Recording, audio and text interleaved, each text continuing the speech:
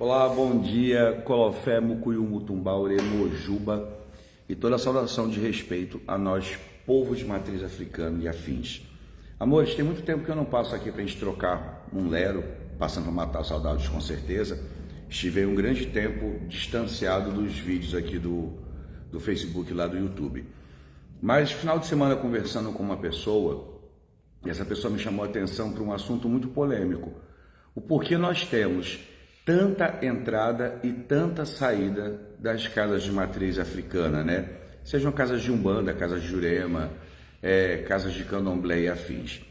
Para que a gente possa traçar um perfil de ideia, agora para a gente começar a elaborar esse pensamento, que na verdade eu trago para vocês, o que eu trago aqui não é verdade absoluta, não precisa funcionar como elemento substitutivo de qualquer crença ou comportamento que você tenha, e não é verdade plena. Na grande verdade, o que eu trago aqui são pontos de vista para que a gente possa elaborar, através de uma conversa amigável, pontos que precisam ser refeitos e revistos para que nós, zeladores, de mais contemporâneos e mais jovens, possamos saber lidar com as situações tão transgressoras de uma casa espiritual, de um grupo, de um cluster, né? Gente, primeiro, antes de falar da figura tão simbólica, né, do pai ou da mãe de santo, essa pessoa que provém o sustento, provém a proteção, provém a realização, eu preciso primeiro chamar a atenção de vocês para uma tópica muito interessante, que é a neurose de abandono. Como é que funciona o abandono e a rejeição? Quando criança, às vezes por um atraso de busca no colégio, um atraso de realização de desejos e um atraso de realização de funções de necessidade da pessoa, a pessoa se sente rejeitada ou abandonada. E como é que isso funciona? Nós temos 4 subdivisões dentro da neurose de abandono e rejeição. A primeira é a resignação. Eu resigno, eu entendo que aquilo foi uma falta, tudo certo, vou levar minha vida da forma que tem que levar, e uma hora mais cedo ou mais tarde, aquela falta me vai ser cumprida, alguém vai cumprir com o papel daquela falta. Outra coisa é a fuga. Quando eu me vejo junto a um outro ser, um outro sujeito, que possa realizar aquela falta e que desconstrói as minhas ilusões do passado, eu vou fugir. Quando eu encontro alguém que faz esse papel tão poderoso de pai, que faz esse papel tão poderoso de mãe e que eu me vejo na obrigatoriedade de cumprir o meu papel de filho, obedecendo, recebendo e também recebendo as castrações, eu fujo. A terceira posição da neurose de abandono é quando eu encontro algum ser que me dá ali, de braços abertos, toda e qualquer posição de sustento, de alegria, de vitalidade. E então, de certa forma, eu vou hipercompensar. Eu vou jogar sobre aquele ser, só um minutinho, pessoal, deixa eu só ver se a minha internet aqui tá bem certinha, tá? Eu vou jogar sobre aquele ser toda e qualquer expectativa que eu tenho de realização, afinal aquele ser se encaixa perfeitamente no que eu preciso. E quando eu não acho o caminho da resignação, eu não internalizo, não recalco, não suprimo esse desejo. Quando eu não me deparo de frente alguém que realiza os desejos de pai e mãe na minha vida, que representa essa figura. Quando eu não acho aquela pessoa que eu possa hipercompensar, ter ali carinho, amor, proteção, afago, conselhos, eu só me encontro na 4ª posição, eu me isolo. O isolamento é uma posição de resistência muito grande, que remove de nós, filhos, e remove de nós, também zeladores, a questão da potencialidade quanto ao nosso papel conclusivo de exercer o papel de pai. Quando eu digo pai, tá, gente? Fugindo da militância do patriarcado é a linguagem usual dentro dos temas da psicanálise, como também tem a função de mãe. Nós, pais e mães, zeladores espirituais, ocupamos essa posição. Então, gente, vamos começar aqui o nosso bate-papo. O que é a figura do pai? A figura do pai nada mais é que a representação da segurança, o equilíbrio, a proteção, o sustento, aquele que vai prover, aquele que vai me trazer tudo o que preciso segundo a minha ideação, segundo o meu campo de ideias. E aí nós temos de cara aquele pai desejoso, que é o pai totêmico, né? É o pai permissivo. aquela pessoa, seja o meu pai biológico, aquela pessoa que simbolicamente vai fazer o papel daquele pai que provém tudo que eu preciso, mas não interfere junto à minha vontade, não interfere junto aos meus graus de obediência, não interfere junto aos meus graus de necessidade construtiva de um ser contínuo. E para a gente falar desse ser contínuo, vamos falar dos 4 freios morais que nos colocam aqui em contrato social no mundo que vivemos. Primeiro freio moral, gente. O freio moral são as normas de condutividade que fazem com que nós, pessoas, estejamos bem ali na nossa sociedade. Seja o nosso bairro, o nosso estado, o nosso país, o nosso centro religioso e qualquer outro local que nós estejamos contidos e precisamos ter ali um médio filtro, né? O que eu posso fazer ou não fazer. Então, o primeiro freio moral é instituído na nossa família, no povo onde nós nascemos e na condutividade desses serviços chamados paternos e maternos. Nosso segundo freio moral é a escola. Quando não é suficiente o freio moral da família, é na escola que nós somos formados cidadãos. Aprendemos ali algumas leis básicas, algumas noções de convívio. Quando não na sociedade, quando não no colégio, o terceiro freio moral é a sociedade. Nós temos uma pré-obrigatoriedade de, ao adentrarmos na sociedade, sermos um ser participativo entre trabalho, convívio, amizade e afins. Nós aprendemos ali algumas normas que não foram aprendidas lá na família e que não foram executadas, inclusive, no colégio, porque o colégio me ensinou e eu não quis aprender. Então, a sociedade me condiciona. E qual o quarto freio moral mais importante, que é o freio moral que trata de nós, religiosos? O freio moral da religião, esse religare, essa energia, esse local que nos dá uma condutividade, às vezes celestial, às vezes demoníaca, às vezes de salvação e de condenação. Já há muito tempo foi instituído para o ser humano que era necessário um respeito, um local de condutividade de respeito. Então era preciso encontrar um céu, hoje muito entendido céu, cabecinha, e encontrar um inferno, a parte de baixo, condenatória. E eu trago o inferno aqui, muito como o latim traz, Satã, Satana, Satanás e outras questões, como o nosso inimigo interno. E qual o nosso inimigo interno? É o nosso inconsciente, é o nosso campo de desejos, vontades, noções de relacionamento, noções de troca, o que eu dou, oferto e o que eu recebo, e o pleno equilíbrio de como isso é feito.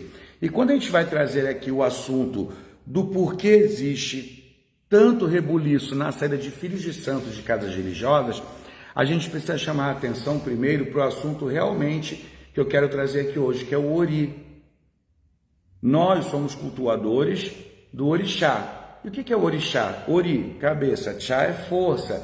E essa força não como empenho do emprego dela, mas como uma palavra muito destacada como força de vontade. É por me adequar ao culto de Ogum, é por me adequar ao culto dogmático aí daquele caboclo, daquele mestre, que eu me coloco a perceber aquela história e a querer ter minimamente alguns sintomas parecidos com aquela divindade. Platão já dizia há muito tempo que é necessário que o ser humano tenha um herói e que esse herói, constituído de muitas potencialidades, forneça a esse pequeno ser humano, essa criança, esse menorzinho, as noções básicas para que ele possa crescer altruísta, potencializado, equilibrado, nobre, justo e que possa, de certa forma, exercer a sua existência na face da Terra de uma forma muito tranquila e muito equilibrada, vivendo o que Jung dizia do arquétipo do líder. O líder não é aquele que consegue liderar a muitos. O líder é aquele que consegue ser nobre, justo, liderar a si e, através da sua autoliderança, do reinado constituído sobre a sua vida, liderar outras pessoas. E liderar não no mandar, liderar no condicionar do caminho. E é aí que nós, zeladores espirituais, às vezes entramos com o pé esquerdo e continuamos com o pé esquerdo, amores. Deixa eu desligar aqui meu alarme. E o que é esse pé esquerdo? Nada mais é que prover uma realidade de um pai que não é castrativo, um pai que não traz a castração. E o que é a castração, amores? Lá em Lacan, dentro da psicanálise, a gente entende que o nome do nosso pai é tudo que nos retira do seio da mãe. E o que é o seio da mãe? Movimento confortável, eu sou um bebê, estou ali para ser nutrido, aquela mãe existe para servir a mim. Aquela mãe é um grande pé de seio, farto de leite, de vitalidade, eu choro, expresso pela minha boquinha meu descontento e aquela mãe me coloca no colo para que eu mame, tenha carinho, conforto, proteção e segurança, para que eu seja aprovado. Amores, eu não vou dar bom dia, bênção, colofé a vocês, se eu vou perder o meu tema, porque eu falo mais com a da cobra. Então sintam-se beijados, abraçados e abençoados e recebo a bênção de vocês. Então, amores, de uma certa forma, quando nós nos encontramos no colinho da mamãe, qual o nome do nosso papai? A mamãe tem vontade de ir ao banheiro. O nome do papai é dor de barriga. O nome do papai é ausência. O nome do papai é escassez da existência daquela mãe que nasceu para me servir. E aí, já como o próprio Lacan diz, o que faz um filho desejar é quando a mãe deseja. A mãe deseja ir ao banheiro, a mãe deseja tomar banho, a mãe deseja se alimentar, a mãe deseja fazer de tudo na vida.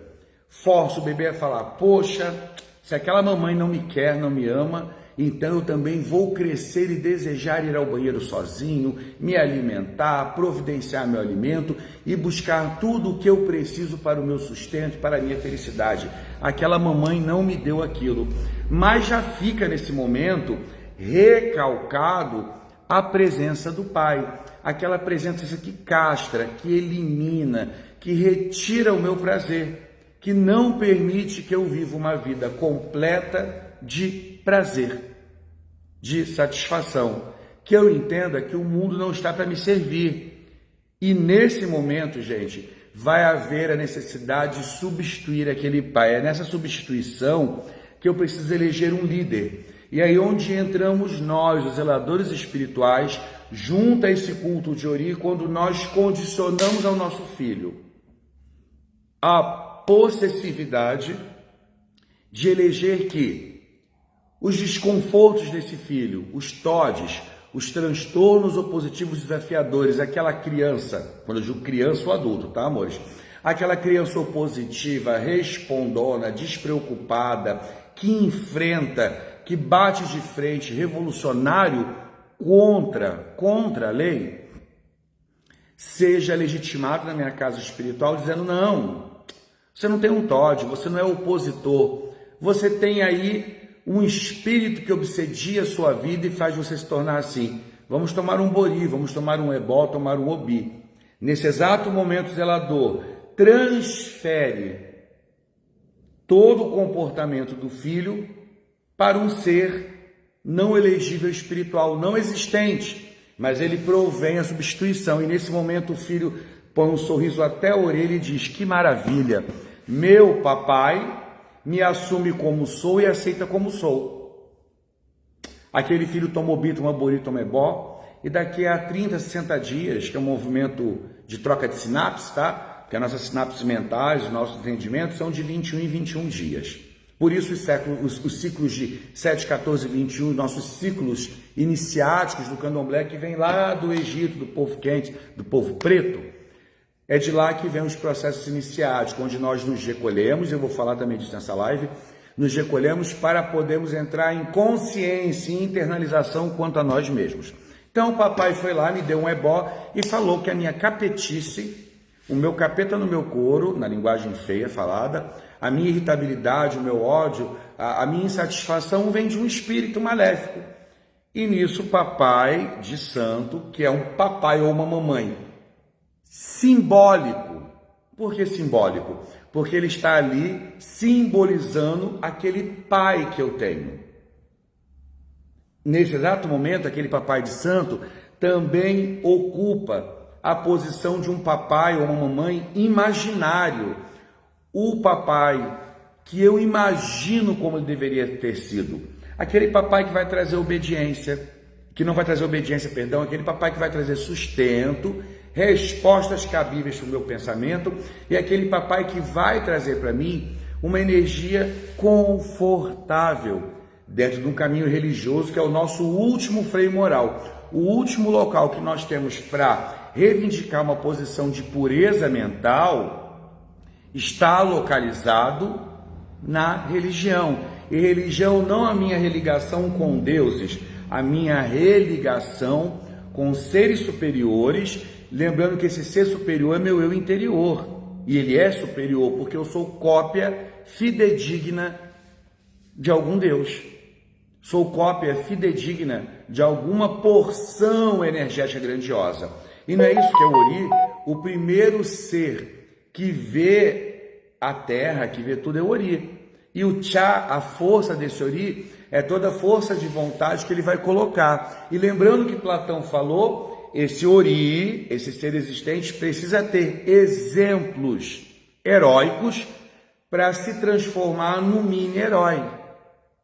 E aí, quando nós passamos por isso, nós vamos entrar diretamente no assunto que eu estou dando voltas para entrar, que são os assuntos histéricos. E quando eu trago histeria aqui, meus amores, eu não trago histeria como grito, xingaria, barulho e espetáculos externos. Eu trago a histeria, que é um tema da psicanálise trazido lá, do hístero do útero, desenvolvido por Freud, onde antigamente pertenciam só às mulheres, que é esse desejo desejante, incessante e transferível para alguém.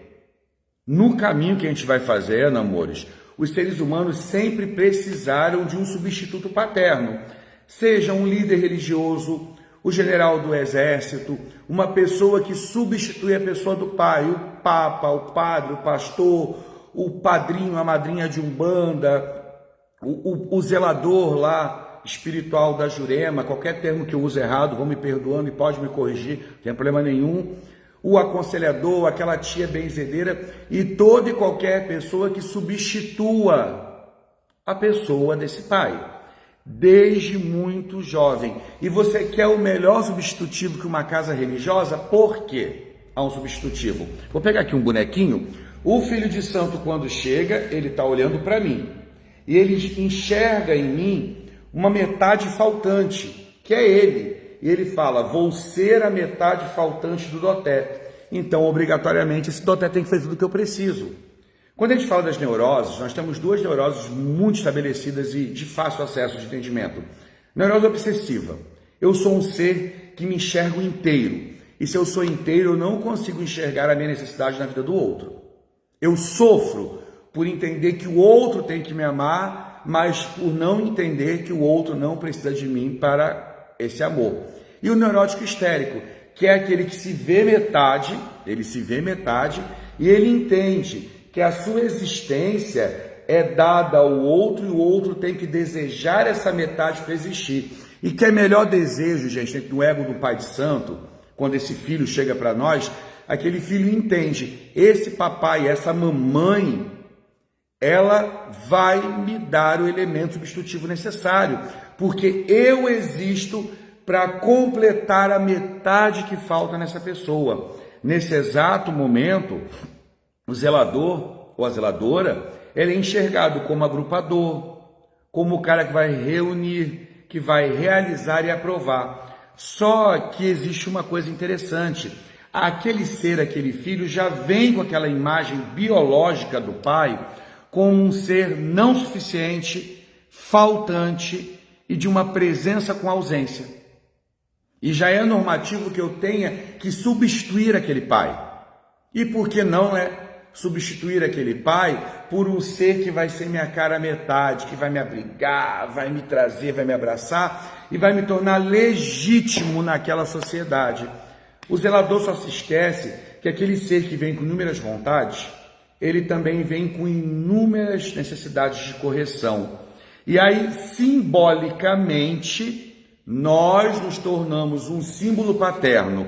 Nós somos a presença da ausência daquele pai e automaticamente cumprimos a função paterna. nós alimentamos, colocamos o alimento na mesa do orixá, ali, para os filhos poderem comer, se alimentar. Nós alimentamos vocalmente, quando damos àquele filho o que ele precisa ouvir. Quando eu passo a mão na cabeça e digo, filho, eu te aceito, venha para o meu lado, você é perfeito, não trabalhando, não estudando, usando elementos de consumo, vamos colocar assim, elementos de consumo não lícitos, você é aceito tendo a sua vida sexual extremamente escancarada, você é aceito afeminado, não afeminado, masculinizado, responsável ou não responsável. Você é tudo que eu queria para fazer parte do meu clã. Quer coisa melhor para uma criança do que dar plena aprovação a esse ser? Aquele ser entra na nossa vida, se faz presente, entende. Se fui aceito dessa forma, não posso ser contextualizado. Vamos lembrar do nome do pai? Papai é tudo aquilo que me retira da mamãe, tudo que me retira do prazer. Nesse exato momento, aquele zelador, aquela zeladora, está dando para aquela criança, está ofertando tudo que ela precisa para se sentir pertencente. E o zelador também está se realizando ao agregar, porque há muito tempo o zelador bom é zelador com casa cheia. Infelizmente, essa é a nossa verdade. Me desculpem os mais velhos, que têm muitos filhos por tempo, os mais novos também, mas a nossa visão é, tudo que é bom rende, é maravilhoso. Por isso nós somos tão escravos dessa cultura permissiva da internet. Eu quero ser o outro, e se eu não posso ser o outro, eu vou tomar do outro um pedacinho. Eu posto foto na praia, eu posto foto com a bebida, eu posto foto com um amigo, eu posto foto fazendo a dancinha. Eu quero ser um objeto de desejo, que essa é a única função do Filho de Santo, se tornar um objeto desejante da casa de santo. Só que aquele filho, ele não espera nunca encontrar um pai real. E o que é o pai real, gente? É o pai que cumpre com a função de pai. Seja ele o pai folclórico inexistente, que esse filho não teve, ou seja esse pai independente da forma existente, aquele pai que vai castrar, aquele pai que vai dizer não, que não pode, que tem que estar na roça, que você tem que contribuir financeiramente, que você tem um dogma a seguir com essa religião, que você tem um respeito a ser aplicado, uma responsabilidade. Nesse exato momento, papai de santo, mamãe de santo, cumpre com o papel real do pai. Ele é um pai real, ele não é mais o pai substituto. E nesse momento, o que ele vai receber do filhinho de santo? A rejeição, da mesma forma que aquele filho de santo rejeitou papai e mamãe. Porque aquele filho de santo buscou aprovação na sua infância. E às vezes o filho de santo tem 30 anos, mas ele continua preso numa idade imaginária. E essa idade imaginária traz aí o tão famoso complexo do Peter Pan, ou síndrome do Peter Pan. Eu sou o eterno Peter Pan, e para que eu exista, tem que existir alguém que acredite na minha existência. Aquilo que nós fazemos quando adequamos o filho para dentro. Queremos ser zeladores, ter casa cheia, queremos praticar a nossa religião. E para praticar uma iniciação, um ebó, um culto, um banho, eu preciso de alguém que seja ali o meu objeto de despejo do meu prazer. Como eu adoro fazer ebó, preciso de um corpo. Como eu adoro iniciar santo, preciso de um corpo. Como eu adoro rezar, preciso de um corpo para representar um objeto onde eu vou deslocar o meu prazer e realizá-lo. Só que nesse momento eu coloco aquele objeto, ser sujeito, no local de completude. Somos meso a meso, meio a meio. E aí, meus amores, vamos falar desse pai de santo ou mãe de santo imaginário, que vai falar do meu ser real, vou trazer para cá, o ser real e ser ideal. Real é o ser que sou. Ideal é o ser que eu vou me tornar. E quando o zelador começa a apertar a porca, o parafuso, e dizer àquele filho, você é real dessa forma, mas ideal seria que você fosse daquela forma, aí o surto acontece. Porque o zelador, ele começa a entrar no campo imaginário do filho. E o que é o campo imaginário? É o campo que o filho viveu, onde o zelador era o substituto perfeito. me dava café, comida, eu ficava na roça, dormia até tarde, eu cozinhava o ebó dele, eu me doei para esse zelador. E lembra lá da fuga, da neurose, de abandono? Quando esse zelador me diz, tá muito tempo aqui na roça, vamos embora, vamos caçar um trabalho, você precisa contribuir com a mensalidade, comprar vela para o seu santo, comprar os seus utensílios de culto. Aquele filho fala, putz, ele está repetindo o abuso que meu pai e minha mãe corresponderam a mim. Porque o abuso, gente, ele não é só sexual, o abuso ele não é só agressividade, o abuso é tudo que faz com que o seu filho de santo se sinta menosprezado, deslocado e com sentimentos de não pertencimento. E o que o filho busca? Ele busca a aprovação. E aí nesse momento nasce aquela negação da castração, nasce aquela neurose. A neurose obsessiva, quando eu me entendo que sou completo e que não me vejo na incompletude do outro, e em muitos momentos nasce a neurose histérica. E histeria está latente no nosso povo. Nós temos muita gente megalomânica que fala com 800 mil espíritos, nós temos muita gente fanática que coloca na mão dessa religião, desse pai de santa necessidade de suprir a sua necessidade de pai, e claro, quer melhor atenção recebida quando eu estou com uma cabeça bilolada, quando eu sou agressivo tenho um TOD, quando eu tenho um TAB, o transtorno afetivo bipolar, e eu estou ali oscilando, ai não, eu sou esquizofrênico, ai não, eu tenho bipolaridade, o Pai de Santo chega e fala, não, vinde a mim vós cansados e oprimidos, e eu vos aliviarei. Estou assinando a carta de rebeldia desse filho. Aí eu coloco o filho para dentro, dou obi, dou bori, não resolve. Aí eu dou 300 ebós, não resolve, porque aquele filho só quer ser colocado para dentro. Ele quer ser pertencente. E ele aceita aquela ritualística. O pai de santo, ou mãe de santo, para poder comprovar que a sua tese está certa, chega ao cume da feitura.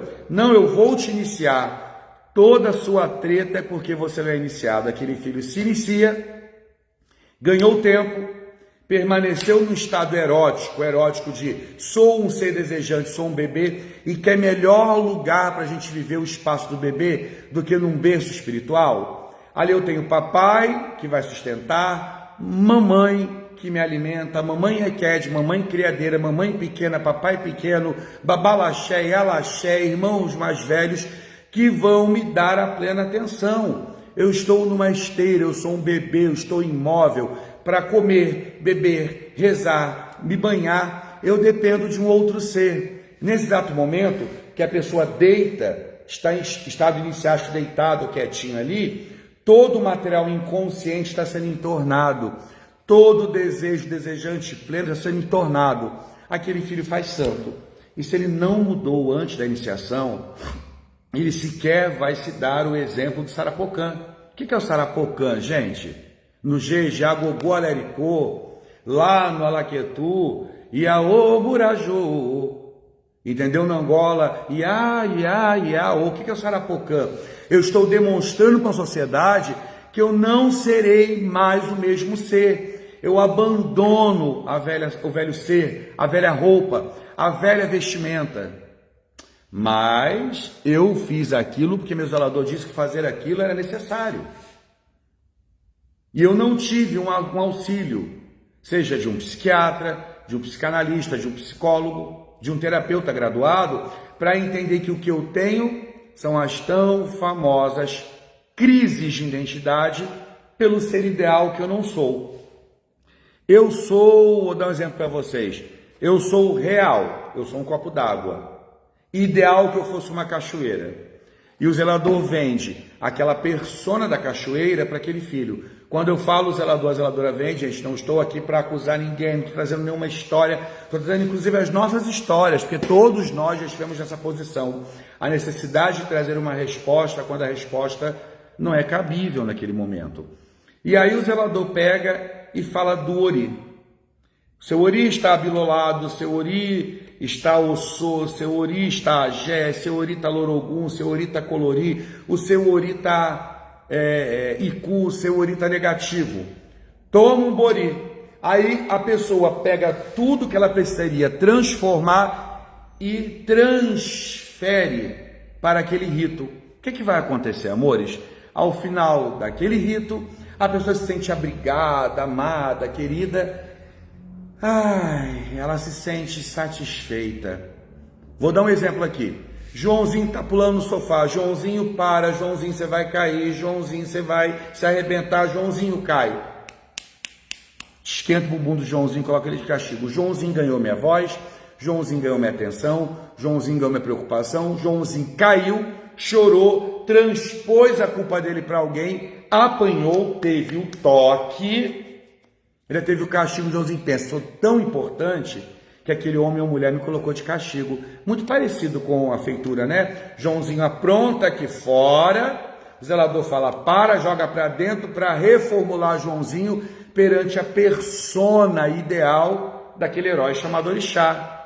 Mas será que Joãozinho está pronto a viver embaixo da rédea daquela figura arquetípica daquele Orixá? Será que eu sou tão bom para ser um Ogum, um guerreiro, um ferreiro? Estou tão bom para ser um Oxóssi, um caçador que vai prover, que vai caçar mantimento? Estou tão bom para ser Xangô, abandonar as injustiças e viver a justiça? Estou tão bom para ser Inhansã, para ser uma guerreira ou um guerreiro e manter e viver? Será que eu estou pronto a viver o arquétipo do meu Orixá? E é nesse momento, meus amores, que nós, sujeitos, negamos a castração, nós negamos a função paterna, porque pai castra, pai salva a mãe do filho eterno mamador de leite. O pai tira o filho do bico do peito da mãe. E se eu fosse entrar numa outra teórica aqui de Melanie Klein, nós temos o seio bom e o seio mau, nós temos aquele seio encantador que chama o bebê para mamar, e aquele seio que seduz o bebê dizendo, vem mamar em mim, eu sou um seio vazio. Eu também posso brincar e parafrasear do eu sei o bom e eu sei o mal. E se eu sei as duas posições, por que eu procuro sempre ficar na posição do meio? Por que eu me torno um paranoide, um paranoico? Por que eu me torno um esquivo depressivo? Por que eu sempre, como filho, preciso dar a alguém a necessidade da minha salvação? E enquanto nós, zeladores, não investimos um pouquinho de tempo em estudo, meus amores, nem estudar a melhor Adura, a melhor cantiga, o melhor ebó, o melhor sarunhenhé, o melhor culto, a melhor feitura, que isso é o dogma da religião, isso é obrigatório, isso aprende com convívio. Enquanto nós não nos colocarmos numa posição de para, respira, deixa de ser esse ser desejante que quer encher a casa de filho. Porque quando você coloca filhos na sua casa, eu vou colocando tá leve, eu carrego, eu coloco 2, tá adequado, eu coloco 3, já tá um pouquinho mais difícil. Mas eu não lembro quando eu coloco essas personas na minha vida, que eu me coloco na posição de responsável. Eu estou invalidando o outro pai, estou me tornando no local do pai verdadeiro. Então, nós, zeladores, precisamos entender a necessidade do psicanalista, que vai avaliar material falado, vai analisar, trazer ali o ser humano a necessidade de enxergar que ele não é alecrim dourado. Precisamos do psicólogo, que vai entender a nossa teoria comportamental cognitiva e vai nos adequar no contrato social de vida. E precisamos do psiquiatra, que o psiquiatra não é para louco, é para quem tem excessos ou falta. Às vezes nós não precisamos de um ebó, precisamos de um neurobloqueador. E sabe o que acontece nesse momento? A maioria dos filhos santos fala, eu não sou maluco, eu não vou ao psiquiatra, eu não vou tomar um remédio. Porque aquele filho é megalomânico, ele é fanático, ele é narcisista, ele quer colocar na mão do outro a solução. Você não é o pai? Resolva você a minha necessidade. E aí nós, zeladores, não observamos essa posição erótica que a gente compra. Não, eu sou o cara que vai solucionar, porque eu também já fui filho, eu também fui criticado, eu já fui homem gay, mulher lésbica, eu já fui afeminado, agressivo, eu já fui tudo que a sociedade constitui como marginal. E como o candomblé abriga, reúne e agrega, ficou o candomblé, as religiões de matriz africana e demais religiões desse sentido, o abrigo desses seres marginalizados. E quando nós nos colocamos nessa posição neurótica de um ser ideal que eu seja ideal para o meu filho, eu já perco a minha realidade. E cada vez que eu dou ao meu filho tudo que eu não tive, eu só estou replicando a minha castração. Então, hoje em dia, existe um material muito complicante. Inúmeros adolescentes e jovens vindo para a religião, não, William, você vai contra, vou contra. Já há muito tempo eu falo que o candomblé está pregando o seu fim. E não é pregando o seu fim porque ele está enchendo a casa de adeptos, é pregando o seu fim porque ele está enchendo a casa de pessoas permissivas que buscam permissão. Está enchendo a sua casa de filhos frustrados que vêm querer desconstruir o poder do pai. Aqui você não manda, eu não aceito castração, você não me manda. É o que nós vemos hoje, né? Você devolve meu ibá. Eu, com 1 ano de santo, eu tenho dom. Eu nasci para fazer o bem. Eu nasci com o dom de pai de santo. Que é a coisa mais gostosa. O filho, ele vê a mãe como aquela que educa durante o dia, a função dessas mulheres, porque o candomblé existe pelas mulheres. E se não fosse mulher, até nós, zeladores, estaríamos, ferrados. Precisa existir aquela posição feminina hierárquica, potente, de nutrição, de força, de poder e de, corte. Papai, está errado. A mãe pequena fala, papai, isso está errado, está permitindo demais. Não, quem dá a educação é a gente, são as mulheres. Infelizmente ou felizmente, nós precisamos desse ser maravilhoso que fabrica a vida. E aí você quer melhor permissão que quando essa mulher chega e fala, tá errado ali, aquele filho vai e chora pro pai, pai, mas a minha mãe criadeira não deixou. Você, para ser bonzinho e para reviver a sua posição, porque a gente revive com o filho, lembra que ele veio como nossa metade? Automaticamente eu revivo nele, poxa, quando eu era criança, meu pai não deixou fazer isso. Filho, vai lá e faz, depois o pai segura a peteca. É isso que a gente está fazendo o tempo todo. E fazendo esse movimento, meus amores, nós nos tornamos o pleno substituto, ou o substituto real. É necessário que uma criança eleja o substituto do pai, mas eleja um substituto heróico, um substituto nobre, justo e bom. É por isso que a gente começa a ver que, exemplo até de Moisés e outros profetas aí, o zelador, ele é eleito como substituto, mas tão logo depois, quando o filho entende que o zelador é o único condutor daquele filho a um Deus específico, a uma realidade, aquele filho também precisa matar o zelador e substituí-lo. E que é pior que substituição quando o filho substitui o zelador por si. Não, eu sou tão completo quanto esse homem. E tão gostoso, né? Olhar, como eu estava falando, para aquela mãe da educação chata, mas para aquele pai permissivo que está o dia inteiro em casa. Porque o zelador hoje, a maioria dos zeladores estão em função da religião. Antigamente tínhamos muitos zeladores que trabalhavam, hoje também temos muitos zeladores que trabalham. Mas olha que erótico, né? Que tesão, que gostoso. Quero ser esse pai. Esse pai está o dia inteiro em casa, ele balança umas conchinhas, ganha um dinheiro, ele transpõe responsabilidade para algum demônio, algum egungum, ele faz o ebó, ganha por essa transferência e está em casa mandando em todo mundo. Qual a posição que o filho almeja? Ocupar a posição de vencer a mãe e vencer o pai. O nosso Édipo faz com que a gente seja assim. Quero que a mãe me ame eternamente e não quero sofrer o medo do pai. E aí, edipicamente, eu replico, gente, a gente é um corpo humano com um computador de bordo que não tem alguém que vá dirigir pela gente. Nós queremos sentar no banco de trás, colocar uma venda aos olhos, um balde de pipoca, um cobertorzinho, alguém dirija pela minha vida. Falta responsabilidade emocional. O Doté sempre foi o chato, o falador, o boca dura, o que desconstitui, o que prega contra a religião. Eu não prego contra a religião, eu somente prego contra esse acesso permissivo. Eu também já vivi esse acesso, eu também já fui o ser que queria trazer respostas, já fui o ser que quis dar ao meu filho aquilo que eu não tive na infância, e graças a Deus que eu não tive. Graças a Deus eu tive uma mamãe castradora e um papai castrador. Graças a Deus, a Nora Shalom é que eu tive uma mamãe que ensinou, daqui para frente, se quiser, vai ter que dar uma esforçadinha, filhinho. E papai que falou, não vai, não pode. E nós somos os plenos responsáveis por esses filhos que adentram a casa e depois saem, o ibá é meu, eu vou te processar, Você não me manda por quê? Nós abusamos desse filho. E não é um abuso sexual, não. Não é um abuso de poder. Nós abusamos quando nós dizemos o não. Nós abusamos quando nós dizemos não pode. Nós abusamos quando nós dizemos aquele filho, você não tem idade. Aí vem aquela série de novos heróis, novos seres que vão substituir a nossa presença. Não, vem que pode. Vem, se inicia e sai com um jogo. Vem e faz ebó. Você não tem que ter pai de santo. Pai de santo é luxuoso. Pai de santo verdadeiro, ele é humilde. Pai de santo não precisa de egrégora, de filhos. Você não precisa de pai. Você vai sozinho a Deus. Mas como é que uma criança vai sozinho a algum lugar? Se eu largar um bebê no chão, minimamente ele vai morrer. É preciso que eu conduza aquele bebê.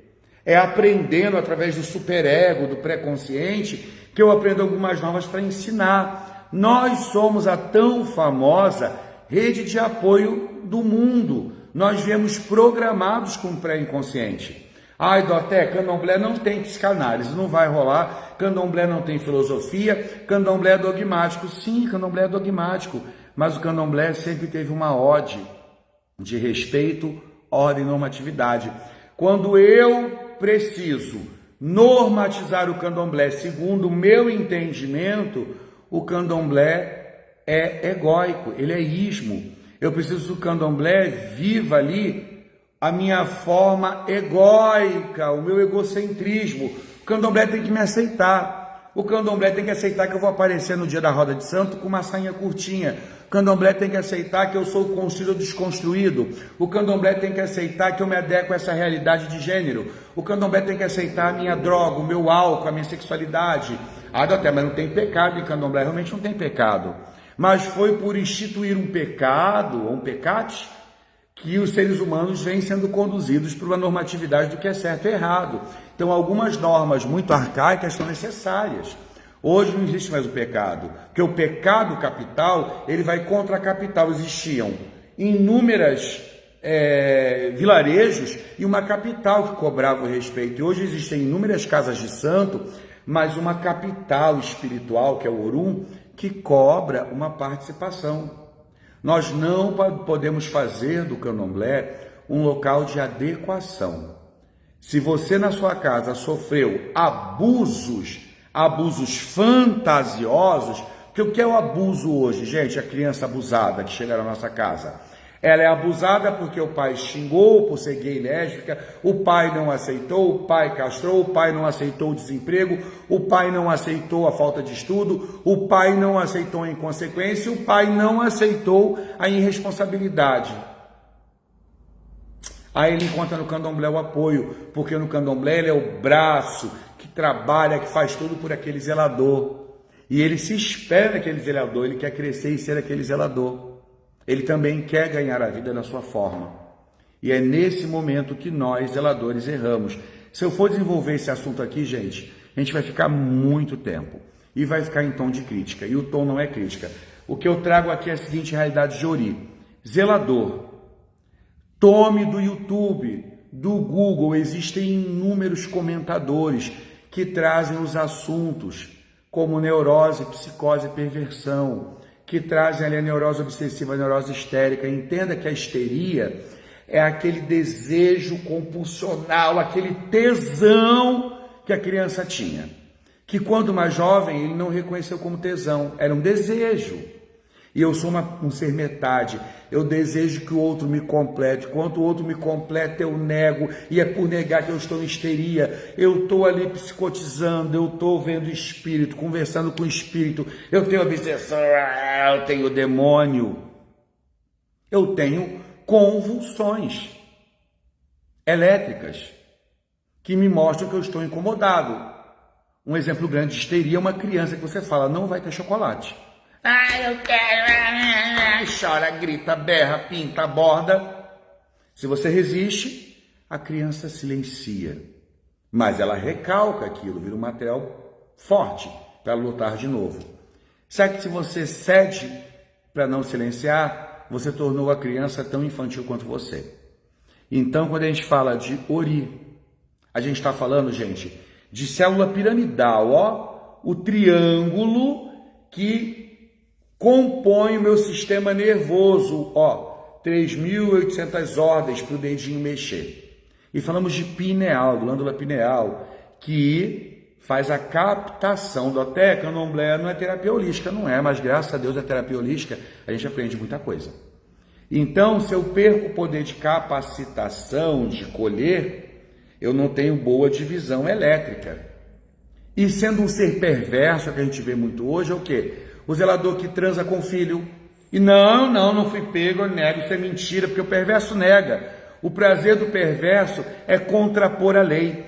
E quantos zeladores nós temos hoje, jovens com 18, 19 anos, que estão aí com casas cheias, vivendo do dinheiro de muitas senhoras de idade que precisam de atenção, do até que coisa feia, isso é uma acusação, não é uma acusação. Eu não falo aqui contra o jovem espiritual, que foi legalizado, instituído, ornamentado e é dirigido. Eu falo contra essa neurose obsessiva de eu ter que ser o ser humano ideal. Eu só chego a uma idealidade quando eu entendo a minha realidade. E quando primordialmente eu entendo que a minha realidade pode ser permissiva, agressiva e tóxica à minha existência, à existência do outro. Não existe, gente, um grande culpado pela nossa infelicidade.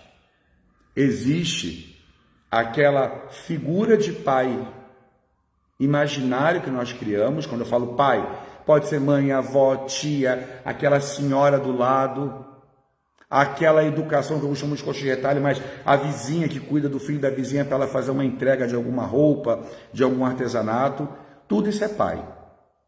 Então, se entreviste internamente. Qual é a sua figura de pai? O que você entende como pai? Por que você não consegue viver um não? Por que te frustra tanto viver um não? Porque sabe o que acontece nos dias de hoje? Existe muita alta expectativa. E o contrário de alto é baixo. Baixa resistência à frustração. Estamos vivendo um tempo sombrio onde ninguém quer se frustrar. Ninguém quer ouvir o não. Todo mundo é senhor de si. E quer maior grau de perversão do que dizer ao outro, você pode ser tudo que eu sou. É só você querer. Não obedeça. Você também pode ser, fazer, acontecer, usufruir, tirar. Não, você tem na sua mão o segredo do segredo mais forte. Acabou de formar um mini monstro. Então, cabe a nós, zeladores, entender isso. E, quimicamente, nós temos uma glândula aqui, no nosso peito, que trata da ansiedade, da angústia, movimentos químicos, que nós temos o timo. E cada vez que eu vivo o timo, eu vivo a imunidade. Eu sou um bebê, eu me inflamo, eu tenho que estar sendo curado. E nossa, que dor no peito, que insatisfação. Eu preciso ser imune. Eu estou requerendo imunidade. Eu quero estar curado, livre, cuidado, alimentado, feliz. E quando eu ligo o meu timo, a minha timo, eu vivo o espaço do bebê. Eu não capto novas informações e eu não desenvolvo eletricidade suficiente para conter as minhas ordens. Eu vivo a situação de me tornar um débil. Eu vendo uma realidade que não é realidade. Ser pai é sustentar, manter e nutrir. Mas ser pai também é responsabilizar o outro pelo seu papel perante a sociedade. Nós temos contratos sociais a viver. É feio demais. Eu falo no ápice dos meus 20 e tantos anos de santo. É feio demais quando você vê um jovem que invade um terreno, começa um mini cultinho, dali ele vai processar a prefeitura, ele quer recurso, ele quer imposto, ele quer água, ele quer luz, ele quer tudo na mão dele sendo dado, aí ele quer que outras pessoas o mantenham, ele quer recursos. Até quando eu vou ser o bebê que nasce, chora, engatinha, fica sentado e fala, me dá para mim? Até quando eu vou ter esse estágio do espelho que o próprio Lacan falava?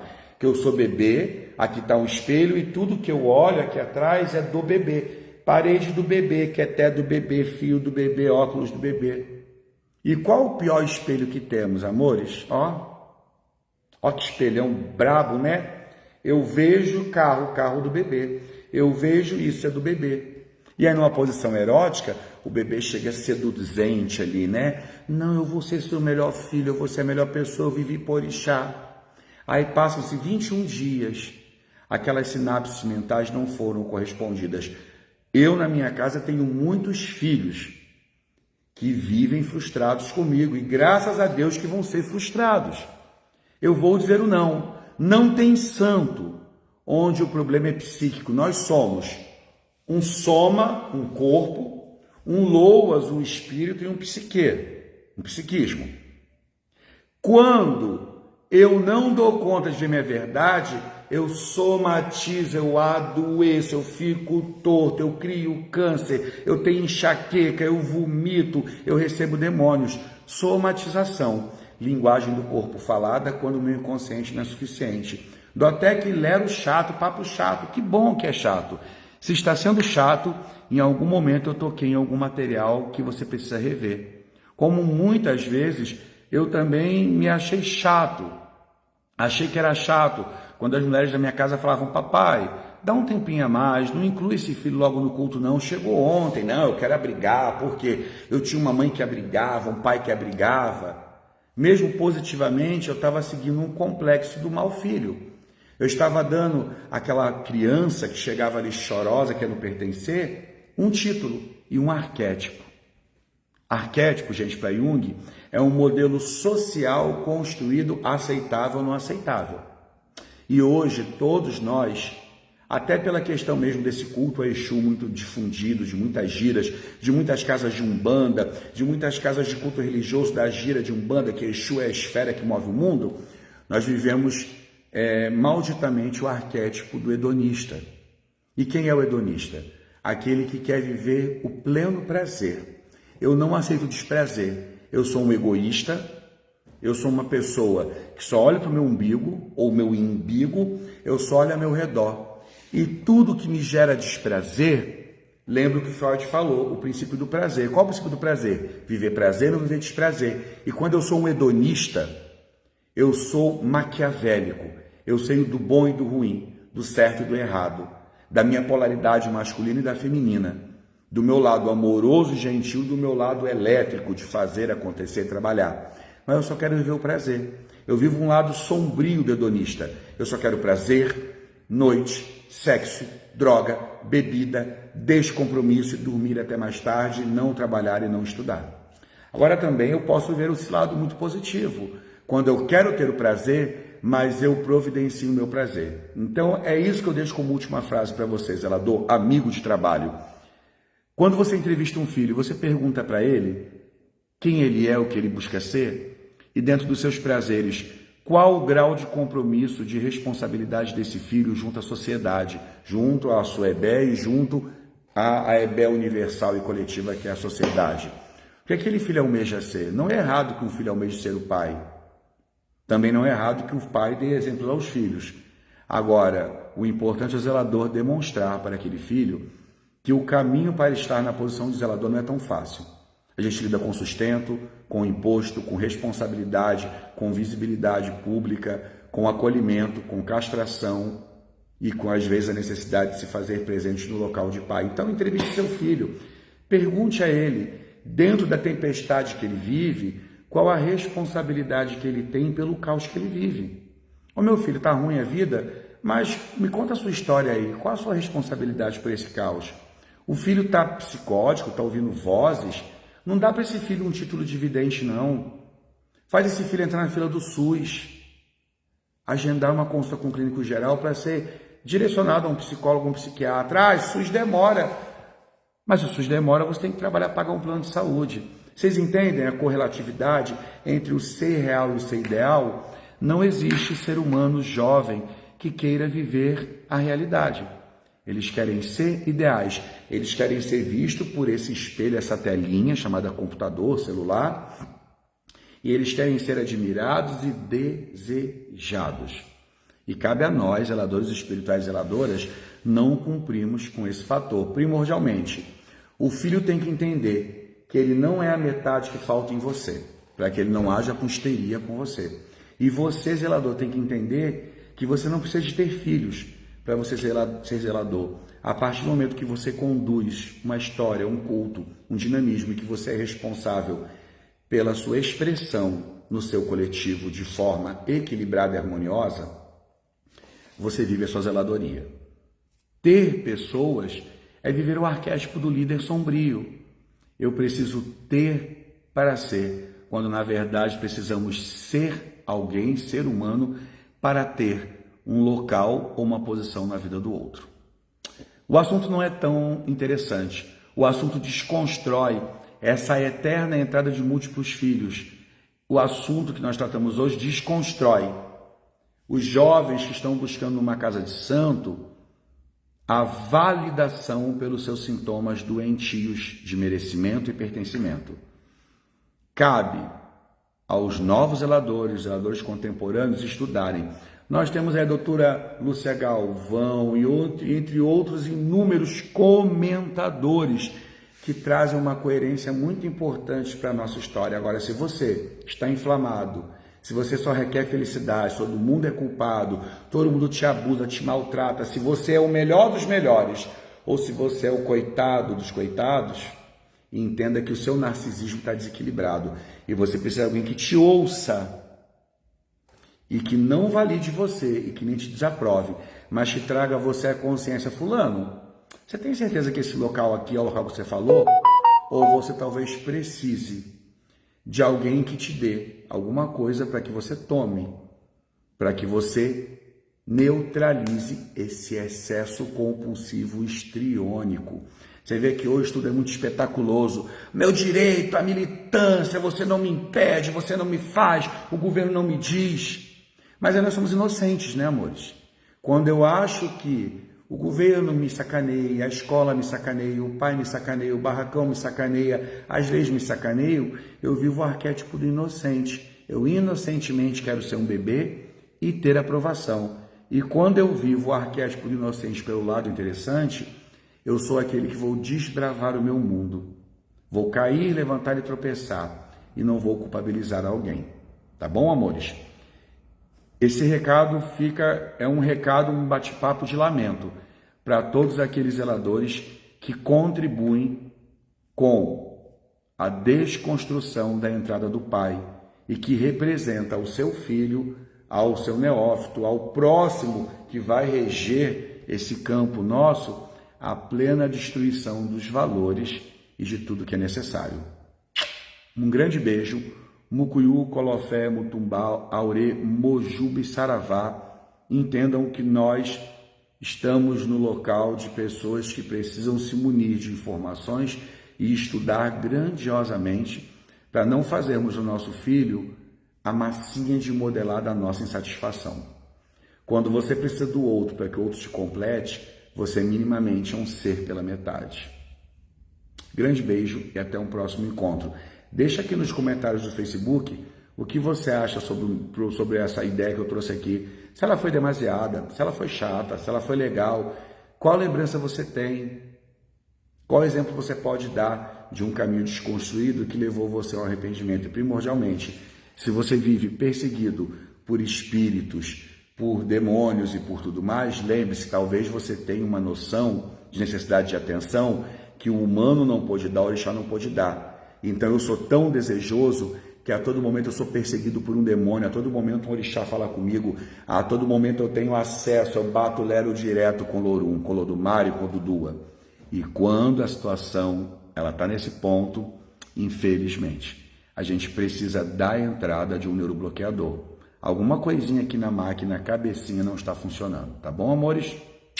Não que a religião não seja um grande remédio, mas como dizia Freud, persistir, existir, clinicar, né? Estar em clínica, estar em análise, uma boa conversa, ter fé e medicamentos. Essa se constitui de um ser humano, um equilíbrio perfeito para o ser humano poder deixar aqui um legado equilibrado. E lembre-se, quando qualquer comportamento seu interfere ao outro, você já está numa disfuncionalidade total.